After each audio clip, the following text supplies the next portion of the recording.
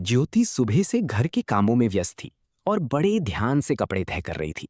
तभी सास ने उसे अपने पास बुलाया और धीमे लेकिन गंभीर लहजे में कहा, देख ज्योति, तुझे एक जरूरी बात बतानी है। बड़ी बहू मोनिका से थोड़ा संभल कर रहा कर। वो तुझसे खुश नहीं है, तेरे बारे में बातें करती रहती हैं और तेरी ज्वेलरी देखकर भी जलती हैं। ये सुनकर ज्योति चौंक गई। उसे कभी ऐसा महसूस नहीं हुआ था, लेकिन सास की बातों ने उसके मन में शक और दूरी पैदा कर दी।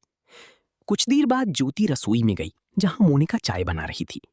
मोनिका ने मुस्कुराते हुए पूछा, ज्योति, चाय पिएगी? लेकिन ज्योति ने बिना आंख मिलाई ठंडी स्वर में कहा, नहीं दीदी, मुझे काम है, और वहां से चली गई।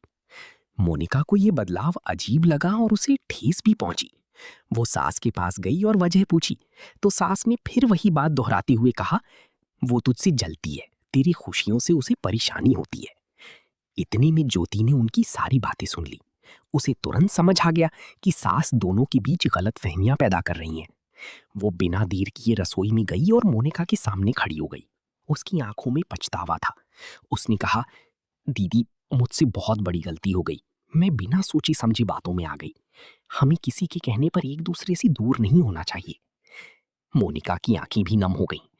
उसने ज्योति को गले लगाते हुए कहा, तू मेरी छोटी बहन जैसी है, हम कभी अलग नहीं होंगे।